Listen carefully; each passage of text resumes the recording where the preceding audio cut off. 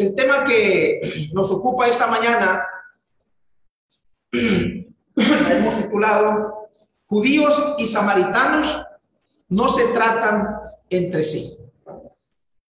¿Cómo diría el tabasqueño, hermanos? Judíos y samaritanos no se llevan, en mexicano, no se llevan entre sí. O judíos y samaritanos están peleados entre sí. Y un montón de sinónimos que podemos poner. Y está basado a Juan 4:9, el cual yo invito a que usted busque en la Biblia, Juan 4:9, el Evangelio de Juan, capítulo 4, versículo 9. Y el tema, recuerde, es judíos y samaritanos. No se tratan entre sí. 4:9 del Evangelio de Juan. Bueno, tenemos un problemita porque no abre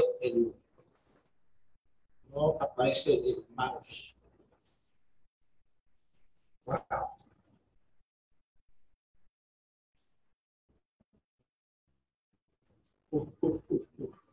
Hay mucho power abierto y eso hace que la computadora se... Wow. Bueno, 4:9, ¿lo tiene, hermano? Hermana, ¿lo tiene usted? Por favor, miren, no lo lean, solamente ya está, lo tenemos aquí en la pantalla. 4:9 de Juan dice así, hermanos. La mujer samaritana le dijo, ¿cómo tú, siendo judío, me pides a mí de beber? Que soy mujer samaritana. Porque judíos y samaritanos no se tratan o no se llevan, dice esta versión. Judíos y samaritanos no se tratan. Hagamos un preámbulo de esta situación. ¿Por qué la Biblia habla de una relación quebrada, socialmente hablando? ¿Por qué la palabra de Dios nos menciona que los samaritanos y los judíos no son amigos? Han quebrado una relación de amistad.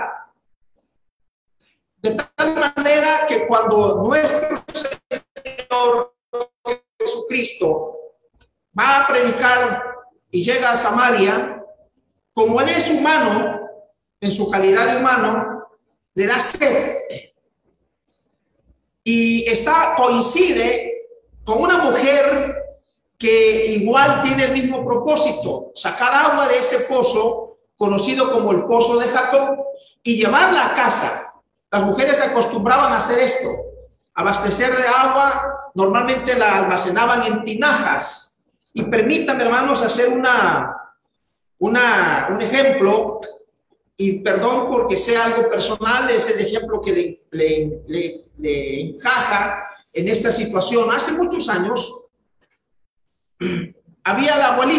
estaba la abuelita, y recuerdo, usted seguramente lo recordará también, porque creo que la mayoría, a lo menos aquí en el estado de Tabasco, quizá en otro país, en otro estado, quizá hicieran lo mismo, y no lo dudo porque estas mujeres hacían lo mismo, guardaban el agua en tinajas, porque en tinajas de barro tiene propiedades el barro cocido de tal manera que el agua se conserva fresca, fría diríamos, hermanos. La abuela entonces almacenaba agua en tinaja, y para sacar esa agua de la tinaja se usaba una jícara, y era una agua dulce, un agua fresca, yo diría un agua fría, era agua de pozo, no había problemas. Esta mujer coincide con el maestro, entonces el maestro se le acerca y sin hacer ninguna distinción, sin hacer ninguna acepción de personas, le pide de beber. Por ello, esta mujer se asombra y pregunta, ¿cómo tú? Le dice al maestro, ¿cómo tú, siendo un judío, me pides a mí de beber que soy mujer samaritana? No había buena relación, estaba quebrada esa relación. Pero ¿se ha preguntado usted, hermano, hermana, por qué los judíos no se llevaban con los samaritanos? Número uno. Número dos, ¿por qué? ¿Quiénes eran los samaritanos? ¿De dónde venían los samaritanos? ¿Quiénes eran? ¿Quiénes eran sus padres? ¿Cuál es su origen? Y entonces en estos dos puntos, hermanos, vamos a ver nuestro tema en esta mañana. ¿Quiénes eran los samaritanos y por qué no se llevaban? Pero hay un punto que sale, hermanos, que es un preámbulo a esto. Este pozo, ¿por qué se le llamaba, hermanos, en la escritura el pozo de Jacob? ¿Cuál es el origen? Este pozo, no sé si usted lo sepa, si no solamente vas a recordar, este pozo tenía un origen. Y si se le llamaba el pozo de Jacob, Jacob lo mandó cavar. ¿Dónde estaba situado? ¿Cómo está esta situación? Vamos a analizar, hermanos, allá en el libro de Génesis, capítulo 33. Génesis, capítulo 33, el primer libro de la Biblia. Génesis 33, 18 al 19. 33, 18 al 19. 33, 18 al 19 de Génesis. Dice, hermanos. ¿Lo tenemos, hermanos? Les ruego su atención. Ahora, antes de leerlo, vamos antes de entrar a la sala de este versículo para leerlo, vamos a quedarnos en la puerta de la lectura y analizar el por qué se habla acerca de ese, el origen del pozo de Jacob. Por lo cual yo les ruego que le pongan toda su atención. Resulta, solamente como recordatorio, lo hemos mencionado varias veces aquí, resulta que hay una mujer que sale en la escena de la Biblia y hay un hombre que va a dar una bendición. No voy a decir nombres para que usted recuerde, haga memoria y se mantenga activo en su mente, en su cuerpo en este momento, no se distraiga o no se me vaya a dormir. Hay una mujer que sale a relucir en la historia de la Biblia y hay un hombre también que va a dar una bendición y hay dos hijos. Una mujer, un padre que va a dar bendición y aparte hay dos hijos. Estos hijos son cuates, no son gemelos, son cuates. Uno es velludo y el otro es lampiño. No sé si entiende usted la palabra lampiño en otros países. A los hermanos, hermanas que están o que van a ver después el video, lampiño. La Biblia habla así en algunas versiones, lampiño, es decir, no tenía vellos en su cuerpo, como algunos hombres en sus brazos, en la barba, bigotes. Entonces, este hombre era lampiño, el otro era velludo. El hombre va a dar la bendición y al velludo le dice, ve, porque era el mayor, ve y casa y prepara un guisado de esos que me gusta. Entonces el hombre va a cazar y a preparar un guisado, pero estaba la mujer, la cual acabo de decir, escuchando que le iba a dar la bendición a este hombre velludo. Por lo tanto dice, no es así. Yo quiero porque ella amaba a su hijo menor. Ya los ubica, ¿verdad? Entonces, resulta que le hacen una treta al papá, al esposo, y resulta que alcanza la bendición. Le mienten de tal manera que la mamá mata un animal que tenga vellos y le disfraza, le pone la piel al hijo para que cuando el hijo le tocara el padre dijera, eres tú entonces, porque mi hijo mayor al cual yo quiero bendecir es velludo. Si él se hubiera presentado así, solamente entonces tú no eres mi hijo mayor porque tú estás lampiño. Se iba a dar cuenta el papá. Pero aún así el papá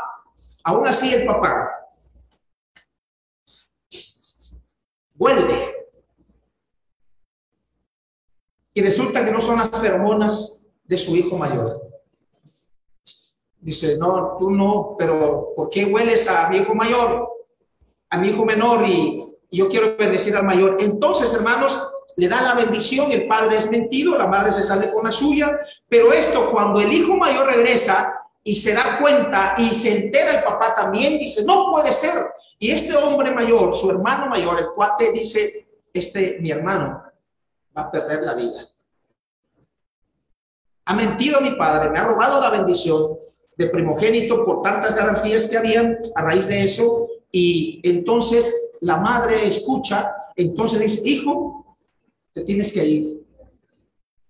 Imaginen ustedes el corazón de este hijo mayor al haber sido usurpado. ¿Cómo imagina usted las emociones del hijo mayor en contra de su hermano? Y no digamos, hermanos, las emociones en contra de la mamá. Entonces, cuando la mamá se entera que el hijo mayor le va a quitar la vida o le quiere quitar la vida al que ha robado la primogenitura, entonces, vete mejor, vete, y se va. Pasan muchos años, hermanos, cuando este hombre, el menor que ha recibido la bendición del papá, entonces también el mayor recibe bendición, empieza también a prosperar. Entonces este hombre ha sido bendecido con familias, tiene hijos grandes y pequeños, sabemos la historia. Entonces, hermanos, va al encuentro con su hermano mayor. Ya habían pasado los años, hermanos. Si lo habría encontrado años atrás, quién sabe qué estuviéramos diciendo en este púlpito acerca del hermano mayor en contra del menor. Por haber hecho allá en casa de papá y de mamá esa situación. Allá hay sabiduría, hermanos. Allá hay sabiduría, hermanos, de la palabra de Dios. Entonces, va este hombre avanzando y al personaje que yo me refiero, que usted seguramente ya identificó desde el principio, llamado Jacob, con toda su gente, con toda su familia, pero allá venía al encuentro, venía su hermano mayor, al que se le había robado la primogenitura. Este hombre tenía miedo. Si usted estuviera ahí y le tocara ser el protagonista de esto, ¿qué haría usted? ¿Qué haríamos? No se ha olvidado lo que yo le hice. Y allá viene, hermanos, con 400 hombres. Tiene miedo y manda al frente a las siervas con sus hijos pequeños. Muy inteligente. Pone a las mujeres con los niños y él se queda atrás. Y su familia, su gente. Hermanos, hay una historia tan hermosa que nos presenta la Biblia, que este hombre dijo, creo que aquí vamos a morir todos, dijo Jacob. Y entonces resulta que cuando ve que este hombre baja a su hermano mayor, ve que viene, él se postra en tierra, hermanos, se postra el hermano menor a darle reverencia, como diciendo, perdóname, hermano, perdóname, hermano, perdóname, hermano, por lo que te hicimos. Estoy consciente del daño emocional que te hicimos. Necesito tu perdón. Necesito que no traigas a tu memoria esa situación tan dura y tan amarga. Y se llama una sorpresa, hermanos, porque su hermano mayor, que había sido, era la víctima, era el ofendido, corre, hermanos, y sin ningún, no dice la Biblia, hermanos, nada, más que corre este hermano mayor y dice que se cuelga de su hombro, le abraza, le besa. ¿Cuánto tiempo pasaron abrazados, perdonándose? Yo no sé. Le habrá dicho Jacob a su hermano Esaú la situación, no lo sé, no lo dice la Biblia. No voy a especular sobre el punto, sobre el caso, sobre el momento, pero lo que sí dice la Biblia es que este hombre mayor le perdona lo que le ha hecho, hermanos. Y cuando la Biblia habla de Elías, que era un hombre con pasiones como las tuyas, semejantes a las tuyas, a las nuestras, entonces es que está diciendo que todos los personajes de la Biblia, que todos los hombres, los profetas, los apóstoles, todos los hombres que se mencionan en la palabra de Dios y que vivieron situaciones, si no iguales, semejantes, tenían coraje, como quizás cuando te da a ti, cuando me da a mí, cuando nos da a nosotros, por algunas situaciones que nos hacen. Y actuamos a veces violentamente, actuamos a veces y perdemos la cabeza, nos dejamos llevar por el temperamento. Pero bendito sea Dios, hermanos, que Dios nos deja enseñanza en su palabra. Y este hombre controla su temperamento, porque era un hombre duro, era un hombre de casa, era un hombre enérgico, su hermano mayor. Pero sin embargo, cuando ve a su hermano, han pasado muchos años, y ve a su hermano con su familia, entonces lo único que se le ocurre, hermanos, es correr y abrazarle y besarle y perdonarle. Qué hermosa enseñanza. Pero ¿cuánto nos cuesta, hermanos? ¿Cuánto nos cuesta a veces para poder acercarnos como este hombre y poder abrazar a la persona que nos ha ofendido y no reprocharle? Entonces le ofrece presentes, este hombre no quiere, y el caso es que lo tiene que aceptar, hermanos. Le ha perdonado, entonces sigue su camino.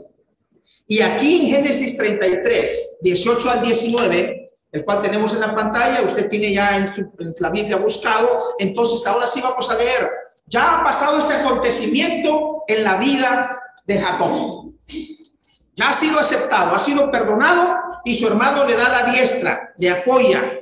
Entonces dice, hermanos, que allá en Génesis 33, 18 al 19 dice: después Jacob llegó sano y salvo. Y cuando dice sano y salvo, es que su hermano no le hizo nada, no le hizo ningún daño, sino más bien recibió beneficios. A pesar de la ofensa que le habían hecho, él le pone todo para el servicio de su hermano menor. Dice que llegó sano y salvo, dice el 18, a la ciudad de Siquem, que está en la tierra de Canaán, cuando venía de Padán Aram, y miren, y acampó delante de la ciudad. Y ahí está, hermanos, y compró una parte del campo, Jacob, donde plantó su tienda, de mano de los hijos de Hamor, padre de Siquem, por 100 monedas de plata. La historia entonces, hermanos, registra que esa parte, esa tierra que compra Jacob de la mano de los hijos de Hamor, padre de Siquem, es donde Jacob cava este pozo. ¿Quién iba a pensar? Quiero decir que no habrá pasado, hermanos, en la mente de Jacob, en su propiedad, cavar el pozo, y que él, sin saberlo, existe la posibilidad, él sin saberlo, el mismo Dios, en la persona de Jesucristo, iba a saciar su sed del pozo, propiedad de Jacob. ¿Cuántas veces usted hace cosas, hermanos, que son a veces insignificantes y que a veces creemos que no tienen valor, que ¿para qué hago esto? Pero a la larga, hermanos, a la postre, trae bendición. Si no una bendición material, una bendición espiritual. Y a veces ni te enteras de lo que hiciste hoy, que a la larga, a la postre, traerá mucho beneficio a los que vengan después de ti. El Hijo de Dios, diciéndole a esta mujer: dame de beber.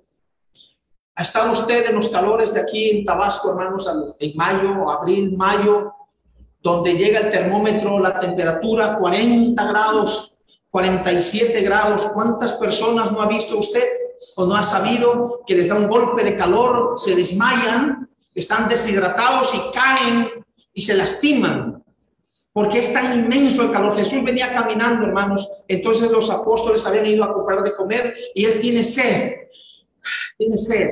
Y coincide con esta mujer de Samaria. Entonces le pide de beber. Y es entonces cuando sale el título de nuestro tema. Como tú, siendo judío, me pides a mí que soy mujer samaritana. Ese pozo era el pozo de Jacob.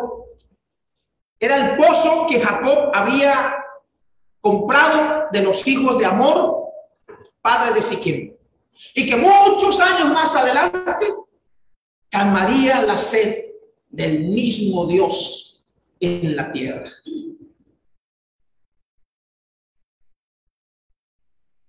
Pero estamos viendo el origen de los samaritanos, de la tierra de los samaritanos. Vamos a ver el origen, hermanos, el origen del nombre de Samaria. Vamos allá a primer libro de Reyes. Primer libro de Reyes, capítulo 16, versículo 24. ¿Dónde viene el nombre de Samaria? De ahí derivarse samaritanos. Samaria, samaritanos. ¿Dónde está el origen? Bueno, vamos ya vamos a ver aquí qué dice la palabra. Estamos en primer libro de Reyes, capítulo 16, versículo 24.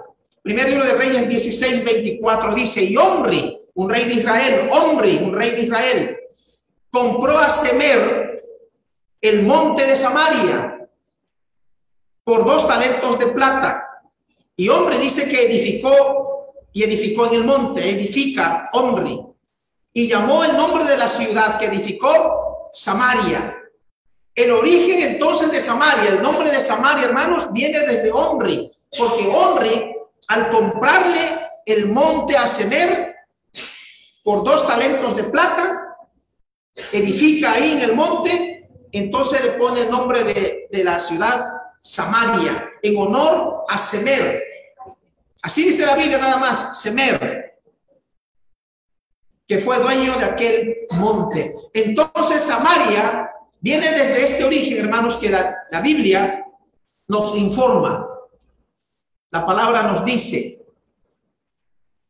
Pero usted recuerde, allá no lo vamos a leer porque son 2 capítulos que hablan acerca de esto. Allá en el primer libro de Reyes, no lo busque, solo lo cito. En el primer libro de Reyes, capítulo 11 y capítulo 12, nos habla acerca de la división del reino. Nos da las razones y se habla mucho de Jeroboam y se nos habla de Roboam. Ahí usted puede ir para buscar esa referencia. Estoy citando y usted puede leer los 2 capítulos 11 y 12 del primer libro de Reyes. Primer libro de Reyes 11 y 12 sobre la historia de la división del reino. Usted sabe la historia, lo hemos mencionado, que el reino se divide. El reino se divide y sabemos las razones y quiénes son los protagonistas en la historia bíblica. Sale este hombre de Jeroboam en el reino del norte y Roboam en el reino del sur. 10 tribus están allá en el norte, se dividen. 10 tribus en el norte y 2 acá abajo en el reino del sur. Ahí hay una división, hermanos, que menciona la Biblia. Entonces, como hay una división, las 10 arriba en el norte y 2 abajo, 2 tribus abajo en el reino de Judá o reino del sur, entonces, vean lo que dice la palabra, hermanos. Segundo libro de Reyes, ahí sí yo invito a que busquen en la Biblia. Segundo libro de Reyes, capítulo 17, versículos 5 al 7. Segundo libro de Reyes, 17, 5 al 7. Por favor, búsquelo y vamos a leerlo. Segundo libro de Reyes, 17, 5 al 7.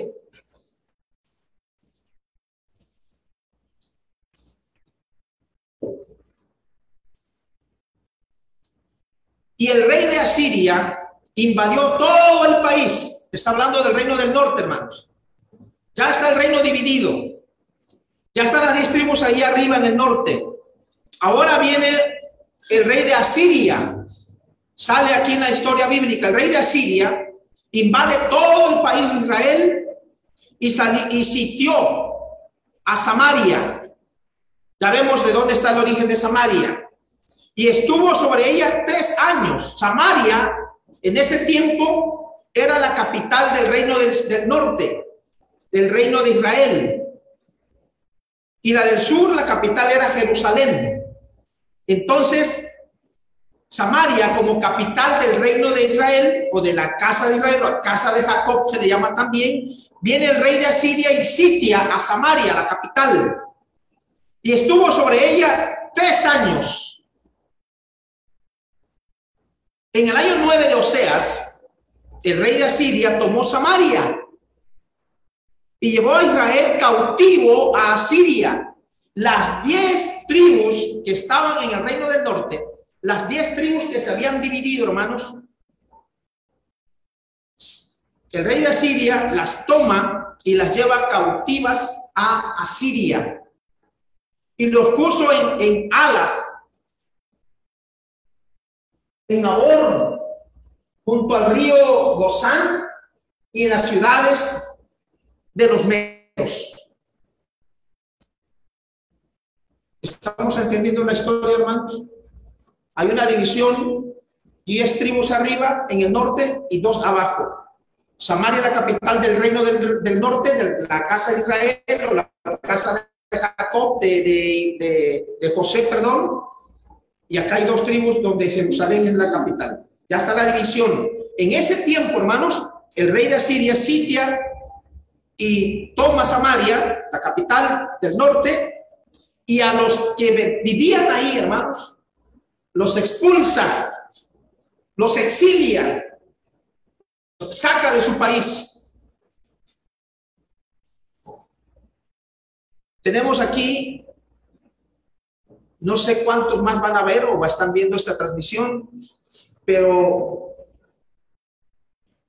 yo he dejado el rancho muchas veces, hermanos.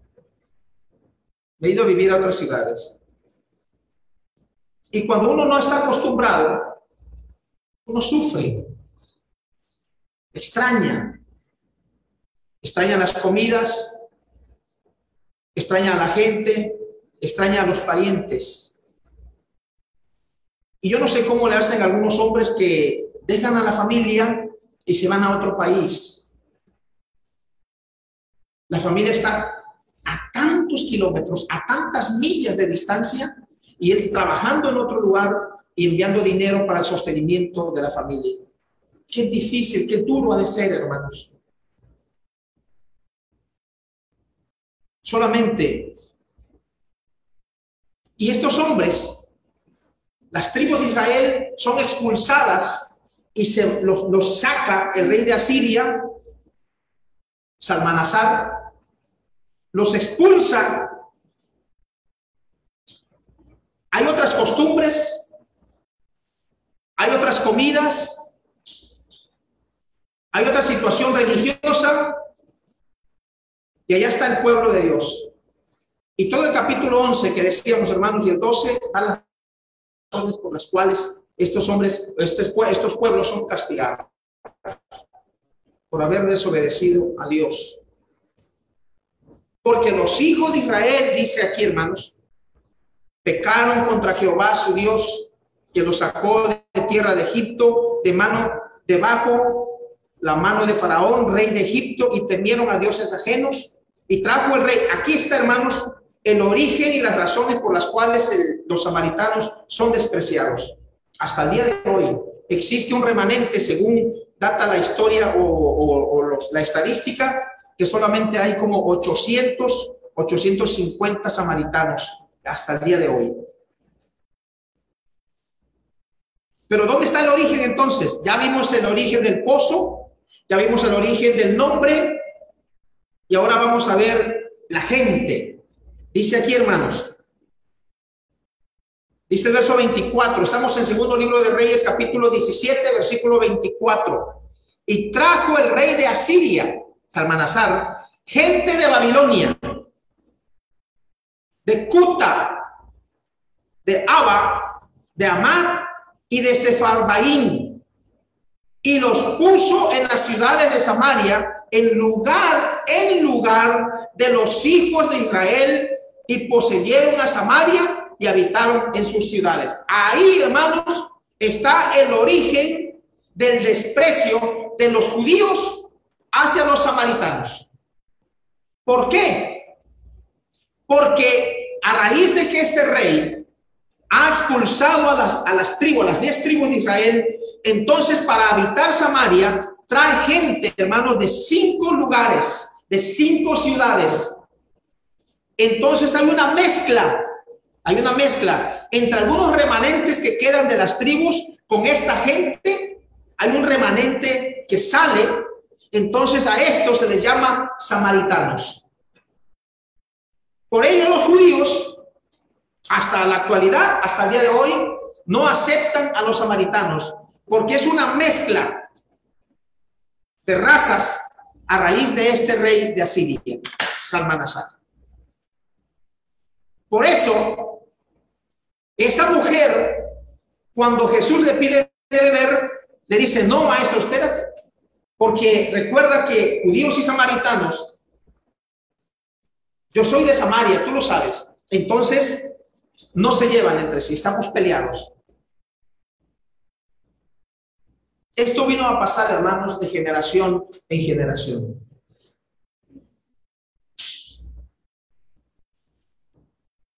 Quiero que busquen Efesios capítulo 1, versículo 10.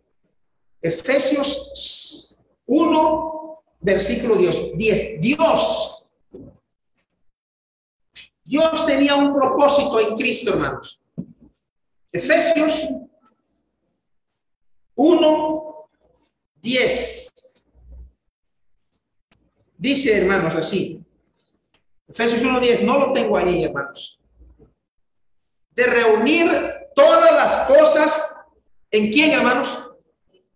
En Cristo. De reunir todas las cosas en Cristo en la dispensación del cumplimiento de los tiempos. Así las que están en los cielos como las que están en la tierra. El propósito de Dios, hermanos, era de reunir todas las cosas en Cristo.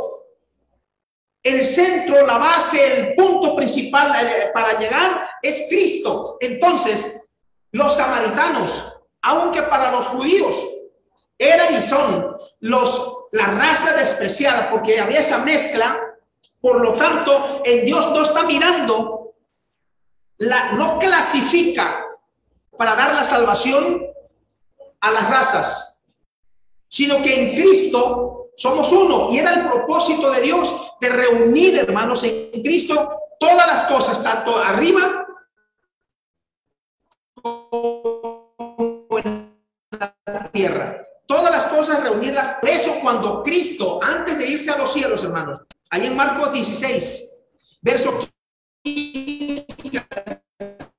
16, Marcos 16, 15 al 16, por eso Cristo dice, y les dijo: id por todo el mundo y predicad el evangelio. Y miren, hermanos, no dice, no se detuvo Jesús.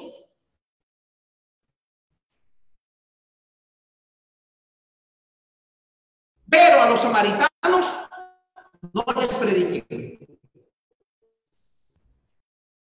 Vayan a todo el mundo, sin acepción. El que creyere y fuere bautizado será salvo, mas el que no creyere será condenado.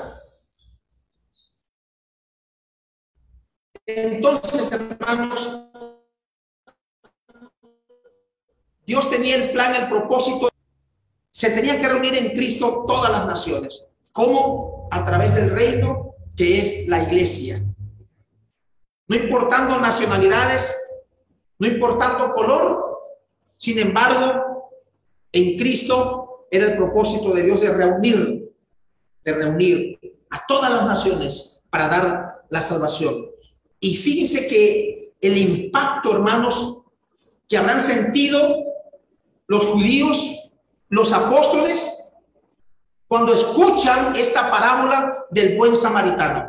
Ellos tenían fijado en su corazón, en sus emociones, el despreciar a los samaritanos. No eran aceptados, hermanos, ni tampoco los gentiles. Entonces, sin embargo, Jesús, les da, les impacta, les quiebra esa idea, ese pensamiento, ese arraigo que tenían en sus emociones de desprecio hacia los samaritanos para darles una lección. Entonces les narra la parábola del buen samaritano, al cual os invito a que leamos, hermanos, allá en el Evangelio de Lucas, capítulo 10, versículos 25 al 37. Lucas 10, 25 al 37. Ellos tienen en su mente el desprecio hacia los samaritanos, pero Jesús les empieza a preparar sus corazones para que ellos acepten a los samaritanos. Lucas 10, 25 al 37, la parábola del buen samaritano. Un doctor de la ley se levantó y le preguntó para ponerlo a prueba: Maestro, ¿qué tengo que hacer para heredar la vida eterna? Entonces, y aprovecha Jesús, hermanos. Aprovecha. Te voy a dar una lección. Voy a romper tu paradigma respecto a los samaritanos. Voy a desarraigar, como quitar las venas de tu cuerpo, sacar las venas de tu cuerpo del rechazo a los samaritanos. Entonces le dice, Jesús le preguntó a su vez, ¿qué está escrito en la ley? ¿Qué lees en ella? Él le respondió, amarás al Señor tu Dios con todo tu corazón, con toda tu alma, con toda tu fuerzas y con todo tu espíritu, y a tu prójimo como a ti mismo. A tu prójimo como a ti mismo. Es decir, toca Jesús la puerta de las emociones de este doctor de la ley y entra Jesús para hacer arreglos en las emociones, en las sensaciones, en la cultura, en los conceptos que los fariseos tenían acerca de los samaritanos. Entonces le dice, ¿qué dice la ley? Y al final dice, y amarás a tu prójimo como a ti mismo. Entonces bien podría haber dicho Jesús, ¿tu prójimo entra ahí los samaritanos? ¿Los samaritanos son tu prójimo? ¿Qué habrá dicho el doctor? Claro que sí, es mi prójimo. Bueno, entonces uno le respondió, más respondió exactamente. Ha respondido exactamente. Le dijo Jesús, obra así y alcanzarás la vida. Pero el doctor de la ley, para justificar su intervención, le hizo esta pregunta: ¿y quién es mi prójimo? Jesús volvió a tomar la palabra y le respondió, un hombre bajaba, y ahí está, hermanos, el que te voy a dar una lección para que desarraigues tu cultura, tus complejos, tus prejuicios acerca de los samaritanos. Y dice, Jesús volvió a tomar la palabra y le respondió, un hombre bajaba de Jerusalén a Jericó y cayó en manos de unos ladrones que lo despojaron de todo, lo hirieron y se fueron, dejándolo medio muerto. Casualmente bajaba por el mismo camino un sacerdote, lo vio y siguió de largo. También pasó por ahí un levita, lo vio y siguió su camino. Dos personajes que eran los que deberían actuar y no actúan. Pero un samaritano, ahí está, hermanos, el impacto a las emociones de estos hombres. Y también de los apóstoles, porque los apóstoles también tenían ciertos prejuicios, aún no habían entendido bien la palabra. Pero un samaritano que viajaba por allí, al pasar junto a él, lo vio y se conmovió. Entonces se acercó y vendó sus heridas, cubriéndolas con aceite y vino. Después lo puso sobre su propia montura, lo condujo a un albergue y se encargó de cuidarlo. Al día siguiente sacó 2 denarios y se los dio al dueño del albergue, diciéndole, cuídalo, y lo que gastes de más te lo pagaré al volver. ¿Cuál de los 3 te parece que se portó como prójimo del hombre asaltado por los ladrones? ¿Cuánto tiempo habrá pasado de esa pregunta hacia el doctor de la ley y hacia los demás para responder? Porque la lección estaba clarita. La enseñanza estaba para niños. Y luego dice, hermanos, que él que tuvo compasión de él. No dijo, hermanos, el samaritano. No dijo, sino se reserva las palabras. Bien hubiera dicho, hermanos, el samaritano. Pero él dice, el que tuvo compasión de él. Aún así, hermanos, era duro para entender que no debería rechazar a los samaritanos.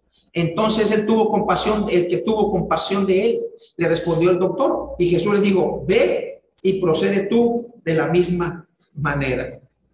Qué tragedia para estos personajes. Lucas 17, 11 al 19, hermanos. Lucas 17, 11 al 19. Ya estaba Jesús preparando las emociones, la cultura, los paradigmas respecto a los samaritanos. Y otra situación sale aquí a relucir. Lucas 17, 11 al 19. Y mientras iban, quedaron sanos. Uno de ellos, al verse sano, aquí habla del leproso samaritano, uno de ellos, al verse sano, volvió de inmediato alabando a Dios en alta voz. Y se echó a los pies de Jesús con el rostro en tierra, dándole las gracias. ¿Por qué la Biblia se detiene a decir la situación de su raza? Porque dice ahí, hermanos, el versículo 16 al final, y este era un samaritano. Hasta ahí, hermanos, dos lecciones que la Biblia nos registra, o nos da los datos de que deberían dejar de rechazar a los samaritanos. Porque el propósito de Dios era de reunir en Cristo todas las cosas, todas las razas, del judío y del gentil, hacer uno solo, en Cristo Jesús. Entonces Jesús empieza a preparar. No deben rechazar a los samaritanos. No los deben rechazar. Entonces está esta mujer que no entiende al principio. Está lo que hablamos del doctor de la ley. Y ahora, hermanos, este leproso que era samaritano. Solo él regresa a dar las gracias. Y hermanos, aquí hay otra enseñanza importante también. Dice, pero recibiréis poder. Fíjense, hermanos, recibiréis poder cuando haya venido sobre vosotros el Espíritu Santo, y me seréis testigos en Jerusalén, Judea, ¿y dónde más, hermanos? En Samaria. El propósito de Dios era reunir en Cristo todas las naciones de la tierra, no importando el color, no importando esto ni aquello, sino en Cristo reunirlos todos. La salvación les alcanza al judío y les alcanza a todas las naciones en Cristo. Y como es en Cristo la salvación, porque en ningún otro hay salvación, no hay ningún nombre debajo del cielo dado a los hombres en el cual podamos ser salvos, solamente en Cristo Jesús. Por lo tanto, Jesús incluye a los samaritanos. Jesús te incluye a ti. Si nosotros nos hacemos la analogía o la comparación de que nosotros no somos samaritanos, pero somos gentiles, entonces nosotros los gentiles, Dios nos ha incluido en reunir en Cristo todas las naciones de la tierra. Bendito sea Dios y gloria sea Dios que ha tenido ese amor por ti, hermano, por ti, hermana. Gracias a Dios que Él encarga. Las abuelas antes decían, hermanos, ahí te encargo a mi hijo. Y usted sabe que eso era una gran responsabilidad. Usted recuerda que antes, cuando las familias eran muy numerosas y el padre ya no podía más, entonces los hijos, tristemente, hermanos, los tenía que repartir. Tú te vas a ir con tu tío, ustedes dos mujeres se van a ir con tu tía porque tiene más posibilidades económicas y ella les va a criar. Y surge una palabra, hermanos, que tengo en mi mente que decía, ahí te las encargo. Ahí te lo encargo, hermano, a mi hijo, porque yo no puedo sacarlos adelante. Entonces aquí, hermanos, Jesús le está diciendo a los apóstoles, ahí les encargo que prediquen el evangelio, pero no se olviden de los samaritanos. Y me recuerda aquella mujer cuando Jesús está en la cruz y le dice a ese apóstol que él amaba, le dice, hijo, he ahí tu madre, madre, he ahí tu hijo. O sea, ahí te la encargo, ahí te lo encargo.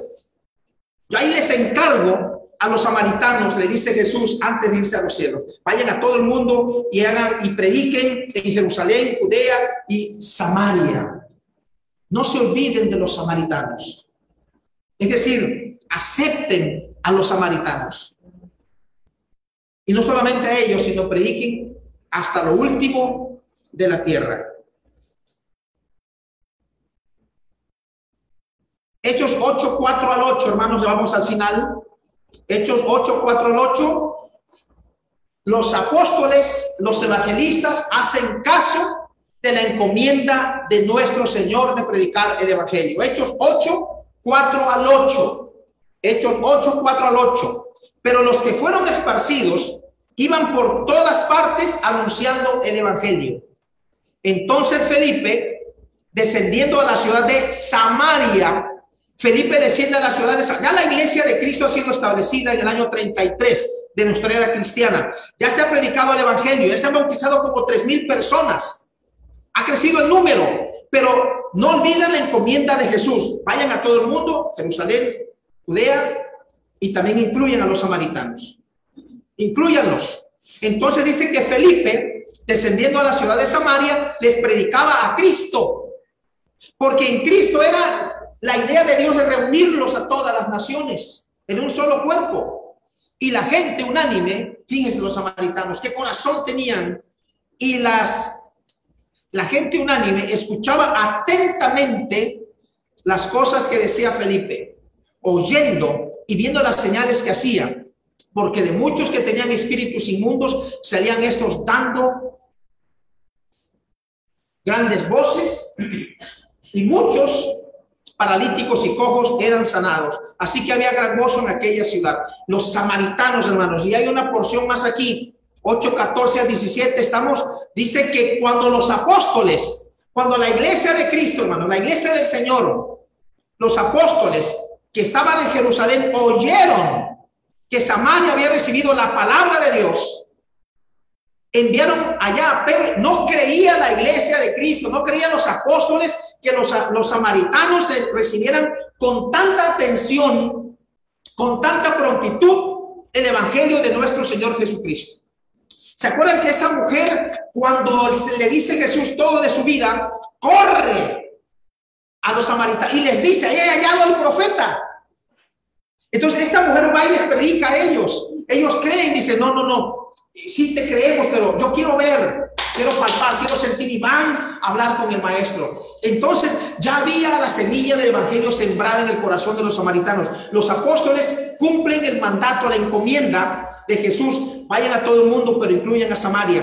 Felipe predica el evangelio, dice que muchos atentamente escuchaban y obedecían la palabra. Y luego dice que la iglesia en Jerusalén se escucha. ¿Cómo es posible? Están el evangelio, lo están aceptando, mandan, hermanos, dice aquí el versículo, mandan a Pedro y a Juan, los cuales, habiendo venido, oraron por ellos para que recibiesen el Espíritu Santo. Entonces, hermanos, los samaritanos son aceptados en Cristo Jesús. Nosotros los gentiles igual, hermanos. Dice allá Hechos 8:25, y ellos, habiendo testificado y hablado la palabra de Dios, se volvieron a Jerusalén. Pedro y Juan, después de darse cuenta, de ver, de palpar a los samaritanos que habían obedecido, dice que volvieron a Jerusalén, y en muchas poblaciones de los samaritanos anunciaron el evangelio. Qué impacto emocional en el corazón de las personas, de los apóstoles y de los miembros de la iglesia, de que deberían aceptar a los samaritanos. Vamos a la conclusión, Efesios 2, 11 al 13, hermanos. Efesios 2, 11 al 13. Por lo tanto, Efesios 2, 11 al 13. Por lo tanto, recuerden ustedes los gentiles de nacimiento, que no somos judíos ni somos samaritanos, pero somos gentiles, los que son llamados incircuncisos, por aquellos que se llaman de la circuncisión, la cual se hace en el cuerpo por mano humana. Dice el verso 12, Efesios 2, 12. Recuerden que en ese entonces ustedes estaban separados de Cristo, excluidos de la ciudadanía de Israel y ajenos a los pactos de la promesa, sin esperanza y sin Dios en el mundo. Pero ahora en Cristo Jesús, otra vez, hermanos, pero ahora en Cristo Jesús, a ustedes que antes estaban lejos, Dios los ha acercado mediante la sangre de Cristo. Bendita, bendita sangre de Jesús derramada en la cruz del Calvario. Doloroso, tormentoso para el Padre, para el Hijo, pero era necesario que el Hijo de Dios muriera en la cruz para reunir en Cristo a los samaritanos, a los judíos y a los gentiles. Bendito Dios, hermanos, que en los planes de Dios te ha incluido a ti y me ha incluido a mí y ha incluido a todo el mundo sin hacer acepción de personas. Nos ponemos de pie, hermanos, por favor, y vamos a pedirle a Dios que a través de Jesús Él se quede, se siga quedando con nosotros, hermanos. Él se siga quedando con nosotros. Divino compañero, divino compañero. Divino compañero del camino,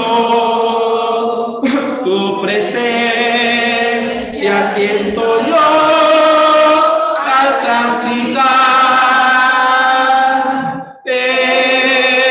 ya disipado toda sombra, ya tengo luz, la luz bendita de su amor. Quédate, Señor, ya se hace tarde,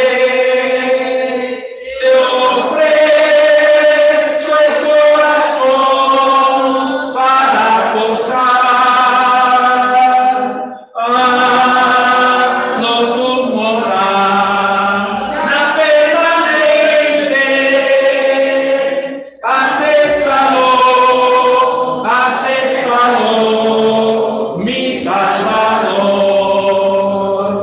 La sombra de la noche se aproxima, viene el Salvador, acechará. No me dejes solo en el camino, ayúdame, ayúdame hasta llegar. Quédate, Señor, ya se hace tarde, te ofrezco el corazón para posar. Hazlo tu morada permanente, acéptalo, acéptalo, mi Salvador. Contigo la jornada se hace corta, no habrá sed ni sol ni galán. Siempre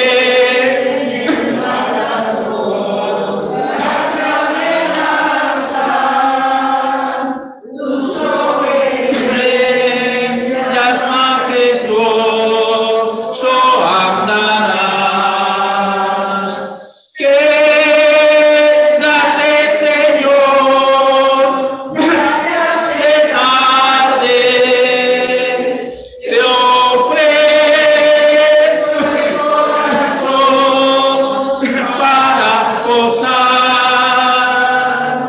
Hazlo tu morada permanente, acéptalo, acéptalo, mi Salvador. Amén. ¿Tiene alguna petición, algún agradecimiento? ¿Cuántas cosas hay, hermanos, para darle gracias a Dios? Él nos ha bendecido, nos ha dado su bendición, nos ha hecho sus hijos.